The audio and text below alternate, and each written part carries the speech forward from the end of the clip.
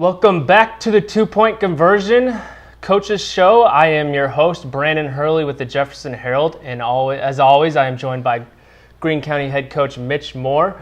Today we are going to coming to you live from Tech Zone, one of our sponsors. We'd like to thank them, and of course we'd like to thank Doc Stadium and Moo Meat. Without them, we wouldn't be able to put this on, so thank you very much. Today we're going to recap Greene County's Week 1 win over rival Perry, recapturing the Cowbell after a 1-year hiatus. It was a big win, emotional win with a lot of stuff going on. They won 14-6 in Perry, and kind of the one thing that sticks out to me is the number 91. That's how many yards, correct me if I'm wrong, that's how many yards you gave up against Perry. That's a remarkable stat, and right there, that's kind of the stat of the game, basically what won you the game. So what do you think was the difference there for your defense? So why were they so strong? Well, our defense, just they played relentless football for 4 quarters, and I think, number one, we stopped the run.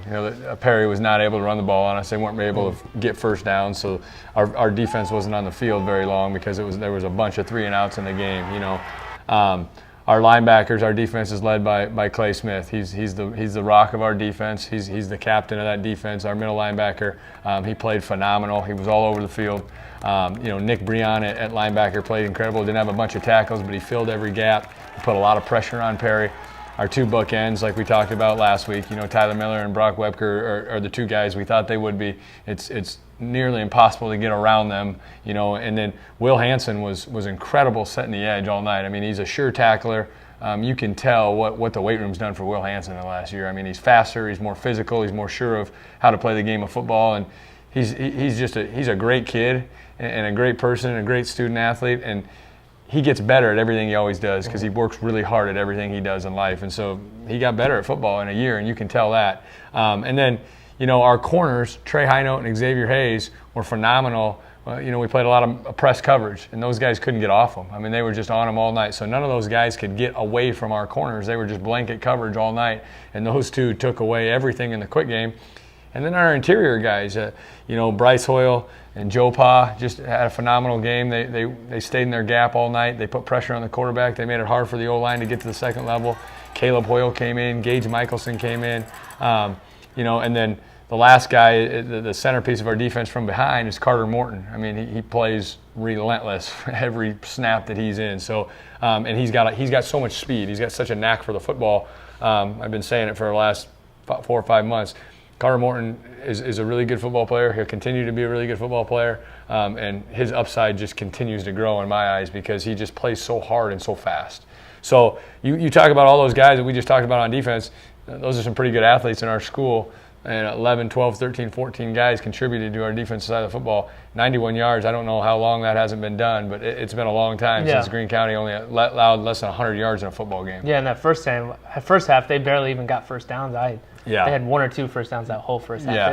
It was unbelievable. Really proud of the way our defense played. So you mentioned Carter and Trey playing defense. They didn't play a whole lot of defense last year. So was there any learning curve in the offseason for them trying to transition to that?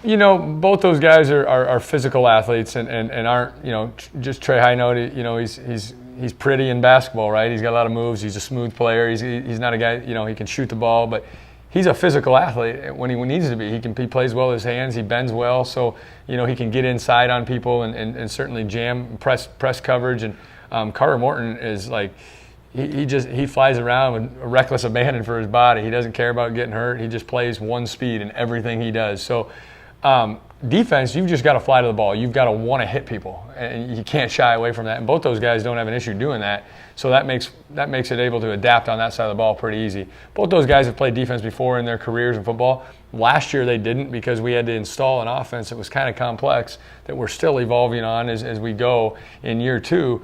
But both those guys, with our defense being pretty simple, it looks like we're doing a lot out there, but we're really not. We're just stemming some of our coverages and we're making sure we don't align the same way every time so people don't know what we're doing. But those guys know what their reads are. They've studied the film and no, both Trey and Carter, it was an easy transition for them from offense to defense as well. So you guys scored all your points in the first half. The offense kind of was working well in the first half, but then in the second half you guys kind of struggled, turned the ball over a few times. Yep. Penalties played a little bit of a role, stalling some drives.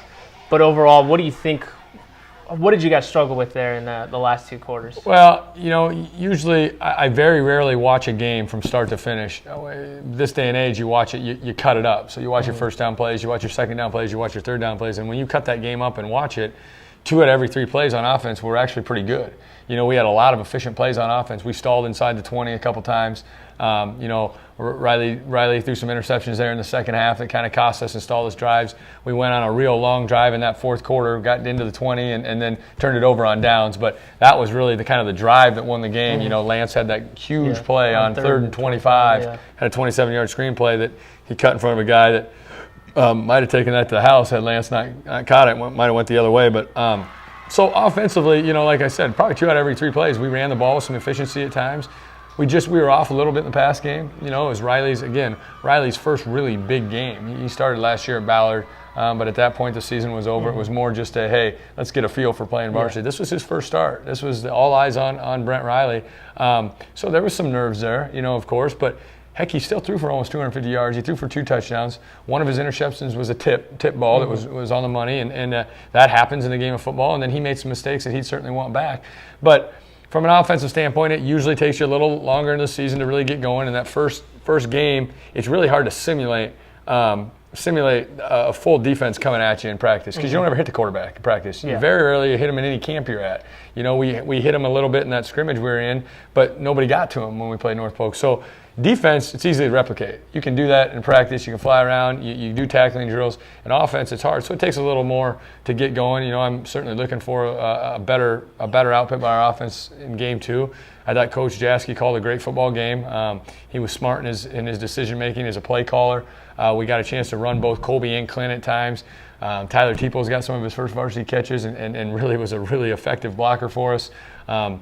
Tyler Miller is as good as advertised. He's the best football player that I've coached at this level without question, and he absolutely dominated on the offensive side of the ball on Friday. And our O-line played well. So we just didn't score, Brandon. Yeah. It wasn't like, we didn't have 150 yards. We had 340-some yards of offense or even maybe more. Brent's passing told us 4th and 2A. So 4th and 2A, yeah. And he left some on the board. Yeah. That screen play to Lance that they said that was caught on the other side of the line, which wasn't, was another 20 yards. And a couple touchdowns were taken down by penalties. And so, that happens. That happens in football. But I was not disappointed by our offense's output as a whole. It's disappointing that we didn't score when we needed to because I think we could have blown that game over. Yeah, the game could have been a lot. Yeah, I thought it could. I thought we physically dominated the football game. We were without question the better football team. But we can't expect to do that every week and have an unblemished record. We've got to play better offensively. There's no question. Yeah, so we mentioned those penalties. There was a lot of penalties on Friday night. Like we mentioned before, it stalled a few drives. So what are some things that you can do to kind of shore up those penalties, and why do you think you were having those penalties on Friday? Well, I'll tell you this: we're not going to play with any less passion, and we're not going to play with any less desire, and we're going to fly around with football, and we're going to celebrate when we make a good play, those penalties need to be shored up, and some of the things that we did that we've got to correct. Clay Peters hits a guy. Clay Smith hits a guy in the fourth quarter as he's going out of bounds. That's where the ball was marked, so apparently that's where he tackled him. That was an unsportsmanlike penalty. I got a penalty for celebrating as I was running down the sidelines chasing Carter Morton on a touchdown. That's who I am as a coach. So hopefully, like normal referees, they'd give you a warning on that situation. We had our punt team ready to go, and they were getting ready to punt the ball. They didn't put their punt team in, so our punt team was standing off on the sideline. They gave us an unsportsmanlike penalty for that. I've never heard of that before, but that was an unsportsmanlike penalty. Nick Breon goes to wave the catch. That was a weird situation right there. Said you couldn't do that. I'm not quite sure what that is. 8 of the 18 penalties I never got an explanation on, and 11 of the 18 penalties I've actually turned into the state because I'm not quite sure what the infraction was. So it was a very poorly officiated game, in my opinion. I haven't experienced something like that. I know there's a lot of people around that certainly have an opinion on what our penalties were and weren't. I don't know what all of them were, to be honest with you. But to answer your question, Brandon, we can't have that many penalties, again, and expect to win games in tight situations when teams are as good as us. So we've got to shore that up. But I'll tell you this, I told our team this before, we're not going to play with any less passion. We're not going to play with any less energy. We're going to play just as hard, just as physical. And we've got 9 football games a year. If you can't celebrate with your teammates after you make a sack, then I guess maybe I'm mistaken for what this game really is. But the penalties for equipment, the penalties for sidelines, I get that's part of the game. But we've got to be able to, as a football program in the state of Iowa, decide whether we're more worried about the sidelines and the equipment, or we more worried about the game of play. And it slowed the game down so much. It's a 3-hour game. And I'm saying this for both sides. I was disappointed for both sides. Perry came out twice in the second half, got lined up, ready to go, whistle blows, because a guy has a jersey hanging out, or a guy has a pad a little hanging out of his jersey. That slows, some of the gamesmanship of the game nowadays is to play with pace and tempo. You can't do that when the referees are not helping you out. So I don't want to be making excuses. We had too many penalties. The unsportsmanlike penalties, and for people to think that our team is undisciplined and had too many unsportsmanlike, I'll argue that all day. We had an assistant coach that said, hey, you missed a call, said that to a ref. You're allowed to do that in a game, gave us an unsportsmanlike. We had another player who made a great play, got up, put his hands in the air and celebrated, unsportsmanlike penalty. Gosh, I don't know. I hope that doesn't happen all 9 games. Yeah, it'll be a long season. It'll be a long season, but I was incredibly disappointed with how that was handled, and I will admit that we need to have less to be a more effective football team. So one last question on the Perry game. So adding in all the penalties and the emotional factor leading up, losing Landon Martin the day before, and a rivalry game. Yeah. So to be able to pull off a win, no matter the score, what does that say about the kind of resiliency of your team? Oh, it says a lot. It says a lot about the toughness and character and the discipline of this football team. We played a game where we lost the turnover battle. We played a game where we had more penalties than the other team. We played a game where we had an incredible emotional high, playing a rival, having a valuable member in this community pass away, and having him be such a part of our lives. And for our team to battle the way they did, have to play 4 quarters and tough it out in game 1 at their place, when we haven't won more than 1 game in a season for the last 2 years, to win the opening game says everything I need to know about the character and toughness of this football team. We prepared like we were the better team. We before the game, we were locked into the game. Our conditioning was shown in the 4th quarter. I was really proud of the fact that we had to play 4 quarters and had to grind out a game. We had to make a drive to win the game in the 4th quarter. That's part of the maturation process. This team learned how to win. You got to drive. You have to put together a nice drive to control the game and win the game in the 4th quarter, and we did that. And defensively, boy, every time I had the utmost confidence in our defense. Every time we got on the field on Friday, I hadn't felt like that. I hadn't called the defense complete defensive game before, but every time I went to call a scheme on defense, I felt really good about A, our guys knowing it, and about B, our guys flying the football because we knew what they were doing. So proud of the resiliency of this team. I think you hit it on the head, but the toughness and the conditioning and the discipline that we showed in some of those situations, I was really proud of them. I think we can continue to build on that, and hopefully that carries over to Nevada. Yeah, so speaking of Nevada, that defense that we've been talking about, they'll need to be huge on Friday in the home opener against Nevada. Nevada lost to North Polk, but it was a high-scoring game. I think there was more than 80 points put up. Their quarterback, 5 touchdowns, 200 yards. Yep. So what do you think you need to do defensively to stop their quarterback and kind of halt that offense that's kind of riding pretty high? Well, right the quarter, they threw a lot of deep balls, and they completed on some good deep balls. So Trey Highnote and Xavier Hayes have to have 2 huge games for us. Carter Morton's got to be a beast back there at safety, roaming the center field, and he's got to make plays. Lance Hughes will play a little safety as well. And then our interior D-line, I'm looking for Bryce Hoyle and Joe Pa to just cause havoc all day. They're quicker than their guards. They're more athletic. They've got to put pressure on that quarterback all day. So that guy's got to get rid of the ball, and our Xavier and Trey don't have to guard as long as they do, because those guys got some guys on the edge that can run.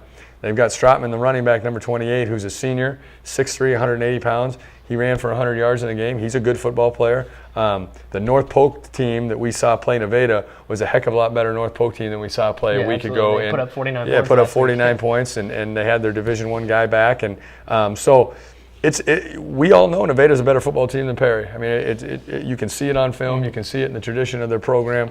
That coach has been there for a couple years now. And here's the other thing. It is a really, really important game for Nevada. It's important. Every game's important. Yeah, especially with the RPI this year. But the RPI, this game for Nevada is really important for them to not go into an 0-2 slump to start the season. So, they're gonna have a bunch of energy. Their guys probably think they can beat us, and that's what every team should think, right? Going into a game, and but our guys have confidence. We've had 2 really good days. We had a rain day yesterday, but we got a lot of good work in different facilities. And then this morning we came in 5:45 and got our guys nice up, juiced and amped up and going, and we'll watch some film tonight, and then we'll put it all to bed tomorrow and go play on Friday. So our preparation is continuing just like it did last week with a little more normalcy. Obviously the funeral on Monday was hard for everybody, but we don't have the pep rallies, we don't have the start of school, and we're getting in a little more routine, so that will help us out a little bit, Brandon, for this week. And then we're really excited to be at home, and be in front of our home fans. Absolutely. And kind of let's get a chance to show these guys our 2018 product. Mm-hmm. So defensively, what are you expecting from Nevada, and how are you guys going to attack them? Well, they play a 3-4 front and bring a linebacker off the edge either side, but they give kind of an odd look that kind of turns out to be a 4-man front when the ball's snapped. But they'll be bringing guys kind of from all over, and so we've got to have great communication with our O-line. Quarterback's got to be able to get the ball out in a hurry. And then, Clint Denhart played really well at running back. So did Colby Kafer at times. He got some called back and penalties. But we've got to establish the run on these guys and really physically dominate the O-line. That's kind of what I'm looking for. If we can dominate their D-line with our O-line and kind of impose our will on those guys, look to run the ball a little more. I don't want to pass the ball 40 times. We'll pass 70 if we need to, but I'd like to run the ball a little more on these guys and just impose our will on them and wear them down with our two backs, who I feel are pretty good running backs. Yeah, on paper it looks like should be a close battle. Should be kind of similar programs, similar styles and whatnot. I mean, I guess not similar styles, but you know what I'm trying to say. Yeah. Both programs are kind of in the same direction. It's a newer program with that coach. And you're not that too far away from each other. Yeah. So I guess if you could point to one thing, what would you think is like the X factor to a win on Friday? If you could point to maybe just one thing. Well, I think for us it's our two running backs. I'd like to see them really break tackles, get in the open field, and turn those 15-yard runs into 40-yard runs. If we can do that with Clint and Colby, I think we'll really have a chance to win the game. Our two corners, Trey Highnote and Xavier Hayes, there's going to be a lot of pressure on those guys this Friday night because they're going to throw the ball deep on us. And then offensively, we've got to continue to get the ball to Lance Hughes and Carter Morton on the edge because those guys are just different makers. They're faster than everybody on the field. Lance Hughes is a really good athlete and a really good receiver, and we can throw the ball up to him and he can make plays, and we got to continue to do that. Get Trey Highnote more involved in the game a little bit offensively. He played so good defensively that we're not going to force feed somebody that's not tired. But I think the key to our game as a whole is getting Clinton Denhart and Colby Kafer lathered up. Yeah, and you mentioned Carter's touchdown. I was on the field, so I didn't get to see it, but then I saw the highlights. So you were on the field, man. You should have got a flag too then. Yeah. So I saw the highlights, and you mentioned blocking by your receivers. There was some heck of a blocking during that run. It was great blocking downfield. Our receivers have when you watched our receivers come off the ball last year compared to this year, it's night and day. Our receivers came off the ball every single play, run or pass like it was a pass. They blocked downfield. They were more physical. They were in better shape than we were a year ago. And then if you really see that play that Carter Morton made, the best block of the play was Brock Webker getting about 40 yards downfield, sprung him so he could come back around. And again, you get Carter in open field, good luck catching him because he can run. Yeah, he outran everybody on that. Carter can run. And the unique thing about Carter is he plays the same speed, whether it's the first quarter or the fourth quarter. So he's a playmaker that needs the ball. And Carter continues to prove that. Lance continues to prove that. We've got to do a better job as coaches at lathering up Clint and lathering up Colby. So last question here. You guys have a chance to go 2-0, something that hasn't happened here in Greene County in a long time. Over 10 years, I think. And you haven't even won more than one game in the last 2 years. So how big is this? I mean, it's not a must-win game, but would this be a turning point game almost in a way that it kind of takes the next step and say, hey, we can... This is a win that can get our program, it can get more people believing in what we're doing. And you don't want to look ahead, but certainly we feel that Nevada is probably a little better than our next opponent that we play. And so we win this game. This has been a game that I've circled personally, since this thing came out. I thought we'd be a better football team than Perry, but I've circled this game as a game that I think that if we can get over the hump, if we are who we think we want to be and who I think we can be, and win this game, it really can. It can kind of turn the tide of our program and make sure that we got to continue to learn how to win and continue to take the daily process and get better at it. But I told our guys this morning at 6 o'clock, we've got to live in the moment. Like, you got to get better today. We got to get better on Wednesday's practice. We got to have better film preparation than we did last Wednesday. We've got to have a locked-in Thursday with our discipline and our focus and knowing what special teams are up and having a real good mental Thursday and do all the things right in school and continue to get better every day. And if we do that and we get a chance to beat a Nevada, I think we got to just start back over on next Monday and just keep continuing to do that. And I think there's good things ahead for this football team. Yeah, absolutely. Well, that wraps things up for today's 2-point conversion. I'd like to thank Mitch for joining me once again. And